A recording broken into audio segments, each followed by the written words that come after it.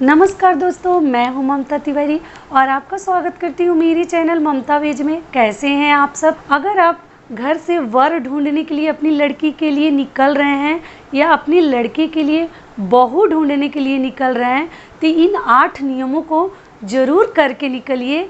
आपका कार्य उत्तम होगा, शीघ्र होगा और शुभ होगा। तो अगर आपको मेरा वीडियो पसंद आता है तो प्लीज़ आप मेरे चैनल को सब्सक्राइब कर दीजिएगा, बेल आइकन को प्रेस कर दीजिएगा, जिससे मेरे वीडियो के नए नोटिफिकेशन आप तक सबसे पहले पहुँचे। लड़की के पिताजी अपने घर से आज निकल रहे हैं लड़का देखने के लिए या उसका राशि का नाम लाने के लिए।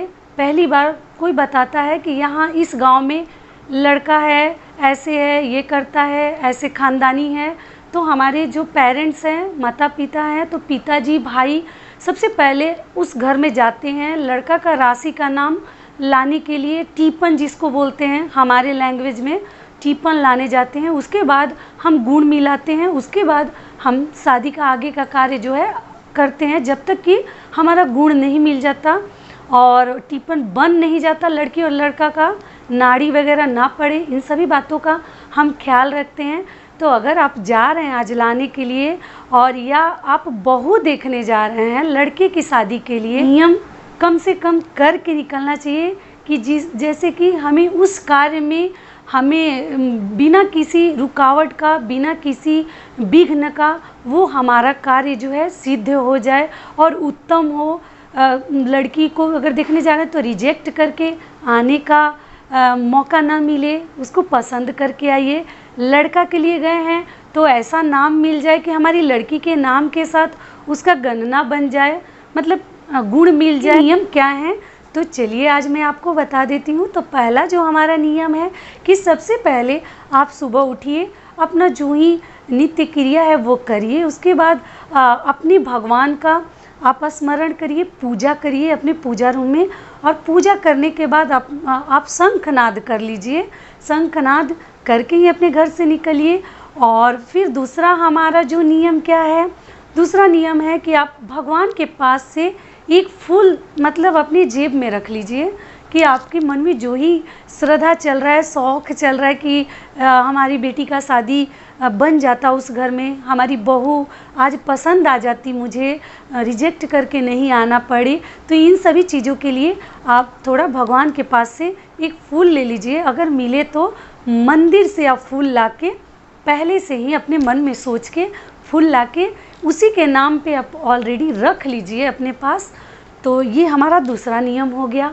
और तीसरा नियम हमारा क्या है कि हमें दही और चीनी का हमें यात्रा करने से पहले अपने मुख में थोड़ा सा 5 चम्मच, कम से कम 5 चम्मच आप दही और चीनी को अपने मुख में डाल के और मतलब यात्रा बना लीजिए अपना, जिससे कि आपका कार्य मंगलमय हो।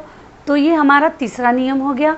चौथा नियम हमारा क्या है कि अगर आपके घर में बड़े बुजुर्ग पेरेंट्स हैं, माता पिता हैं, दादी हैं, सास हैं, तो आप उनका आशीर्वाद ले लीजिए, पैर छू के आशीर्वाद ले लीजिए कि मैं जिस कार्य के लिए जा रहा हूँ वो कार्य हमारा शीघ्र सफल हो जाए और वो कार्य हमारा पूर्ण हो जाए।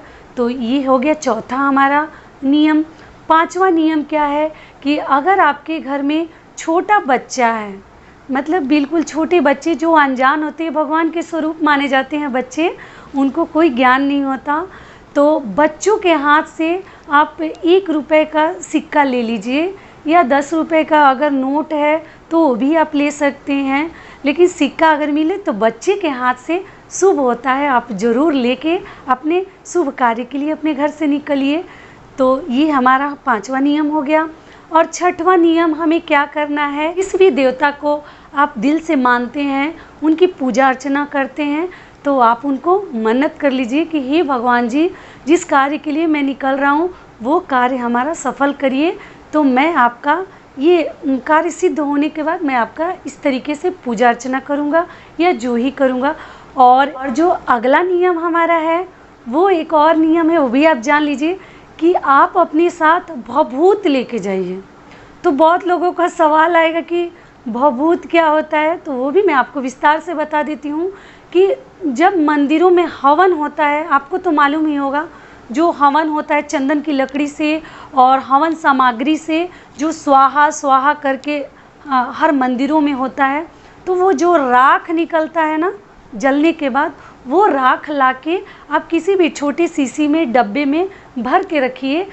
कभी भी किसी भी शुभ यात्रा के लिए अगर आप निकल रहे हैं तो उसको एक कागज़ के छोटे से टुकड़े में उसको एक पुड़िया सा बना लीजिए और अपने जेब में ले लीजिए, और आपका कार्य सिद्ध होगा। जिस लड़के के लिए आप जा रहे हैं, जिस लड़की के लिए अगर आप जा रहे हैं, तो वो कार्य आपका अति शीघ्र और सुंदर और शुभ होगा।